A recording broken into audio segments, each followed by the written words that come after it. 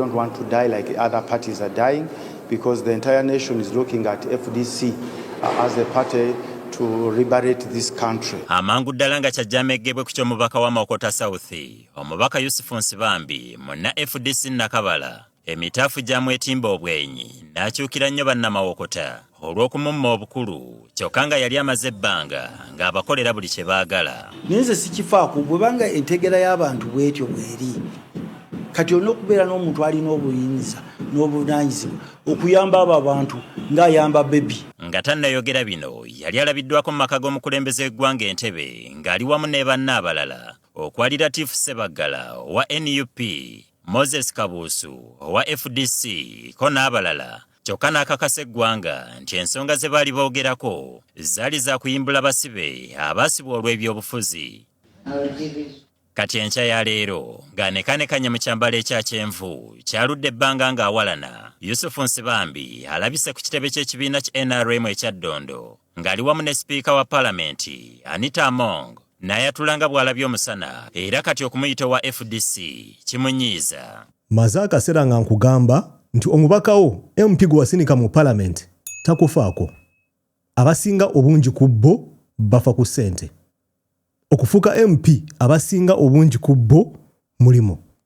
Bakikola nga banoonya kukyusa bulamu bwabwe.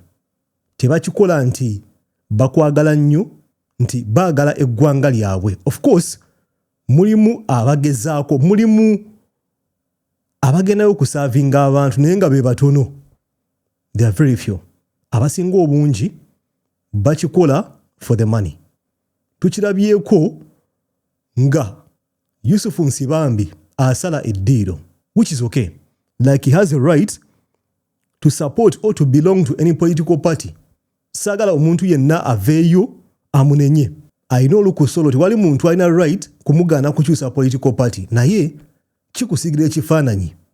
MP bamukubya akalulu, the first thing he does kudduka mu kibiina kugenda mu kifo nga agoba kafo. Mu mwaka gw'1887, 1887, waliwo historian yali Mungereza, Lord Acton. Yagamba nti power corrupts, naye absolute power will corrupt you absolutely. You are witnessing it. Nti omusajja amanyidde okubeera mu kifo bamuwangudde agezaako nnyo. He's going against his moral beliefs. He's compromising his moral beliefs. Asobole okufuna obufo. Kyetuli mu witnessinga wano. Yusuf Nsibambi ngaye nkugambye ali free ocrossinga mu party yonna gy'ayagala. Yavuddeyo n'akugamba nti wa NRM, FDC, opposition bikadde n'ateekamu n'okuzalawa omukulu wa NUP. Katandike video. I moved with my FDC card. When I live here, I want to go and return it. And I come to the Secretary General at an opportune time. My face has some bit of bruises, having gone through these elections in a misdirected way. So when I cleaned it up and said this is clear. Thank you. Nsibambi agambye nti atutte akabanga nga yeetegereza manifesto z'ebibiina byonna ebivuganya gavumenti, kyokka ng'ezisinga zijjuddemu kusasamaza na kukyamuukiriza, kwe kusalawo kugenda ne NRM gy'alengedde omulamwa n'enkwata y'ebintu ey'ekisajja kikulu. Can you imagine where you are supposed to tell the electorate your manifesto, and your manifesto is Ziba, Ziba, Ziba, Nyiga, Wundi Nyiga, Nyiga. Then you get votes. Incidentally, you confuse the young men and women. You should tell us development programs, what you're supposed to do. What kind of budget are you got? But they say no, Ziba, Nyiga. Ono agambye nti ebyobufuzi ebirimu okuwuddisa abavubuka bye bimu ku bisinze okumuwaliriza akyuse oluwenda ne yeegatta ku kibiina ekirina emirandira. It is confused and positions. There is no proper direction.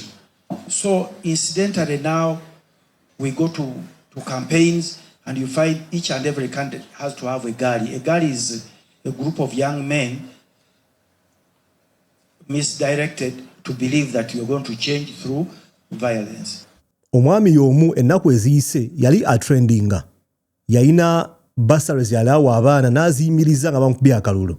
twawulira information nti yali mu lutalo lw'amasannyalaze transformer.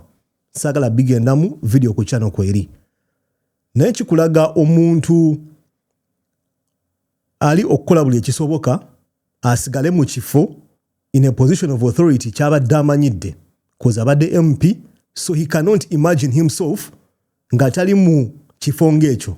He cannot picture himself nga talina kafo mu government. He cannot picture himself nga talina kafo nga w'amaanyi. Mu kaseera kano oyinza okugamba nti acompromisinze moral beliefs ze.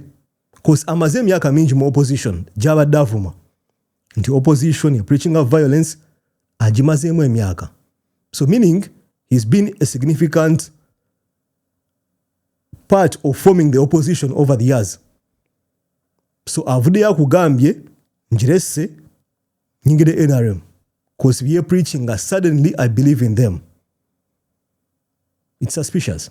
You're positioning yourself maybe oyagala minister, state minister, obufuwe butyo, oboyagala something in the government so that osigalenga you feel the power. Ngaye nkugambye there's no crime in anyone changing a political party nava mu FDC nagana mu NUP. It's okay because Uganda eri mu multi-party system. Osobola kuva mu FDC noyingira mu NUP, nova mu NUP nogenda mu ki mu NRM. Naye what does it say about you as an individual? Kikwogerako ki nga gwe omuntu tolina woogwa kwegamba wolowooza nti wogenda okusinga okulya woddukira. So mu kaseera kano in my observation mu ndowooza yange akirabye nti maybe his career mu opposition yewedde because bakubye akalulu tolaba kyeddako. Then you compromise your moral beliefs because I would love to think nti emyaka gy'omaze mu opposition nga maybe you have something against NRM.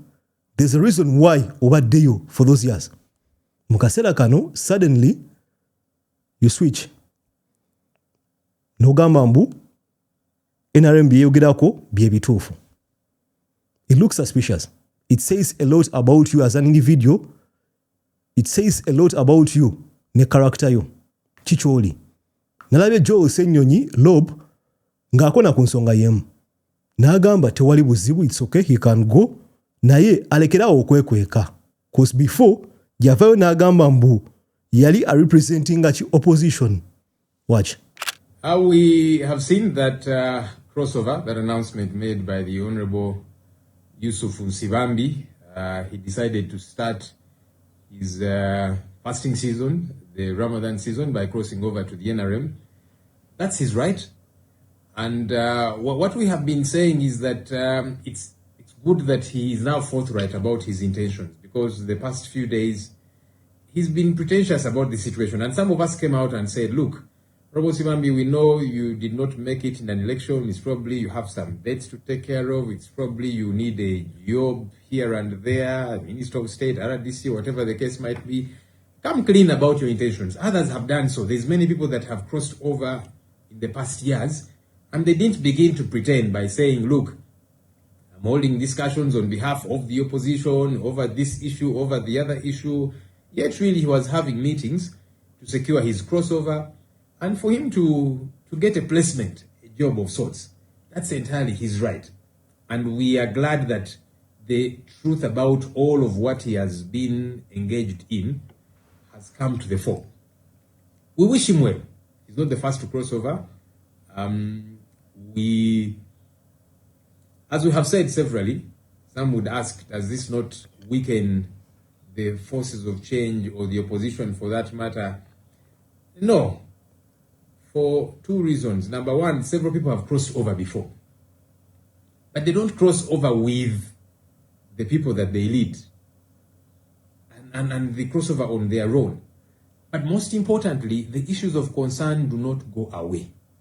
Just because one individual has crossed and joined Mr. Museveni, poverty remains, poor service delivery remains, corruption remains, etc., bad governance, and so on. And these are the issues that the people of Uganda are concerned about. Opposition to Mr. Museveni and his regime is not just us, the leaders. It is the people of Uganda who want a better country, who want value for their tax money, who want their money not to be stolen, who want leaders that will be accountable to them, that will respect them, and so on. So even if, all opposition leaders, as they are known, crossover, the people remain with their challenges, and so the issues will be voiced out again and again. Oyo ye Honorable Joel Senyonyi nga gamba they wish him the best of luck yonna gy'alaze. Okuva mu opposition tekitegeeza nti opposition eba eweddewo. The opposition, the biggest percentage is formed by Ugandans. Akugambye the problems will stay whether Bajol bafuddewo balubongoya ebizibu bijja kusigalawo. Governance, service delivery will not improve.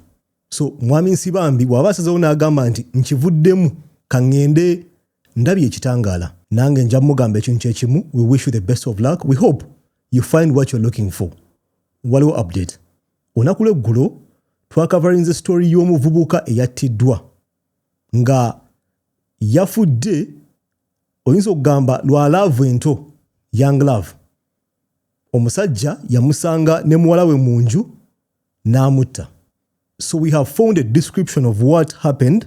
Abatuuze bayogedde bagambye bati abamu ku baliraanwa ba wano bino byonna babadde balabye ebyaddiridde okuttibwa kw'ono tusanyusa okusinkana mu ddakiika emu bbiri olunaku olwo olw'entiisa twankomawo kiro ssaawa 5 ne batugamba abati asse omuntu nimbuuza owa bulijjo bujja gwakwatira mu nnyumba ye nti ye yali yamukwatakwata dda yamusooka n'amukwata ogusooka ne bateesaganya bulungi ng'abaze tumanya nti oba abati nga muntu mukulu ategedde kyalina okukola. So atamanyi kigenda mu maaso eno story yaliwo a few days ago ku Valentines. Omuvubuka omuto 18-year-old ali mu ssomero alina ka girlfriend kalina emyaka 14. Ajja mu nju ya girlfriend. Taata taliiwo. Taata akomawo abasanga mu nju teri amanyi kye bali bakola. Naye mu kaseera kano tuwulira nti yali yamukwatako si gwe gwadde gusoose. Yamukwatako ne babituulamu nga ki family. Ne bakkirizigana ne bagamba nti Martin takomangawo wano. Mu kaseera kano omusajja akomawo asanga Martin omugenzi nga ali mu kisenge n'omwana emyaka 14 nkujjukiza Martin muvubuka muto 18 years old. Kigambibwa nti yabadde wa form 6. Abasanga engeri omwami ono gy'anyumyamu engeri gye basseemu omuvubuka it's gruesome. Engeri gy'amutreatinzeemu kyannaku nnyo. Ow'emmeeme ntono nja kusaba video ndowooza ogiveeko. Cause weebuuza ekintu kimu as some people animals nsolo omuntu omuyisa otya mu mbeera bw'eti. Tweyongereyo. Bwe yazeemu n'amusanga n'amusiba emiguwa kyaja n'amunyweza n'akwata omuggo n'amutuga n'amukuba. Byalabinga agenda kufaana lyoka mufumya bwe n'amusula ku shade. Ye n'amalamu. Ekitegeeza ono omulenzi yali yayagala ddaka n'akawala. Ne bakkanya ne Dimaster ne maama w'omwana ne maama w'omulenzi ng'amanyi abakulu ne defense ng'abakulu n'abakulu. Nimanya nti bakoze eki omuntu omukulu ng'abakulu bakodde bategedde ekigenda mu maaso. Bwe yamusanze omulundi ogwazzeeko yasemutte n'aggalawo ennyumba. Abatuuze ne bakuba amayinja ku nnyumba waggulu ne bamuyita n'agamba munveeko nze mmanyi nze nyina obusungu bwange. Sabati akola ki? Musuubuzi wa ngatto. Asubulamu owino ale ng'akolera ggulu. Yeah. It's a very sad situation. Omuvubuka bamukwata bamusiba emiguwa bamusibisa charger y'essimu. Amutuga, amukuba, amutta, amukasuka ku balcony atawanyika. Mu kaseera kano poliisi ekyamunoonya. We pray poliisi emukwate. Tweyongereyo. 2026 erimu ebyewuunyisa. I didn't think a day would come nenzikiriziganya ne Hajati Namyalo. Yavuddeyo n'agamba nti eggwanga twetaaga okuregulatinga TikTok. Ne message ezitambulirako. Watch. We need to regulate TikTok. And we are going to write, we have written a document. As soon as Parliament starts operating, we are going to run the talk to seek for justice. You can't rule or govern a country basing on concocted human intelligence to tarnish and submit struggle in society just because someone wants to prove a point of knowledge I know you. Things that at times seem not to exist. Hajat Namyala agamba nti eggwanga twetaaga okuregulatinga TikTok. Awo I agree with her. Ka section yake ebizzeeko semanyi. Tulina ekizibu mu ggwanga. Nkola content ku internet, especially ku YouTube. TikTok nagivaako. Account ku TikTok njina naye nga si postinga. I stopped. TikTok is a very toxic platform mu ggwanga lyaffe. Nkimanyi kuliko abantu abakolerako ssente nga natuuka waawo. Mulimu abantu nga they misuse it. Tukiraba nnyo nti computer misuse, spread of misinformation n'okuvuma kusinga ku platform eyo. Nkikoonyeko before ne ngamba nti regulations za TikTok ziri slow nnyo. Yes, when nkola content nga ali mu luzungu, it's quick. Naye content w'Oluganda oyinza okugamba nti either omuchina tafaayo kutegeera abantu boogera biki obanga they just don't care. Osanga account ku TikTok ng'ejjudde obusagwa nga they are spreading hate speech ejjudde kuvuma kuwemula nenga kweri. Ate ekyenjawulo nti gy'okoma okuvuma ku TikTok gy'okoma okukula. Gy'okoma okuwemula gy'okoma okufuna ba followers. Gy'okoma okudestroyinga obulamu bw'abantu gy'okoma okukula ku TikTok. Wengenda ku platform eyo n'envuma n'empemula n'enspreadinga fake news, false news mu mwezi gumu njaba mpeze emitwalo 10 followers, myezi 2 ndi mitwalo 5, ebintu bwe bityo. The platform either aba China they just ignored it oba they said katujibawe inshallah ekiddako.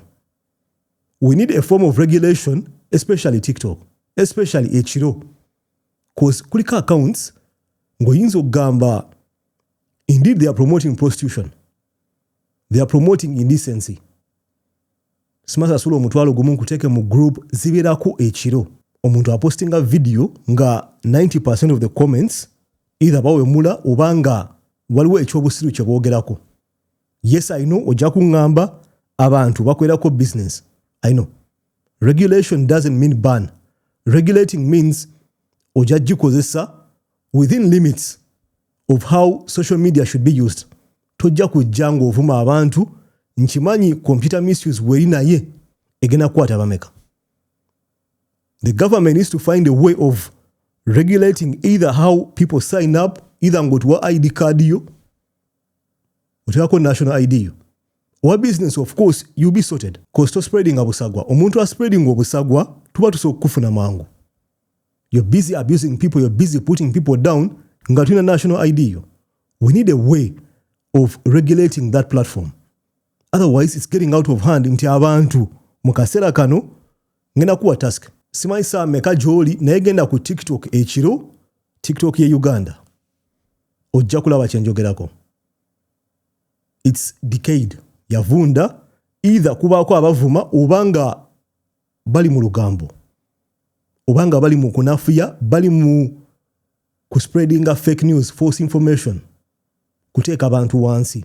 A form of regulation is needed for a platform like TikTok. Otherwise, it's getting out of hand. Nja kusaba mpendooza mu comment section wansi awo ku bintu ebyenjawulo bye nkoonyeeko. Nja kulaba mu video eddako. Peace.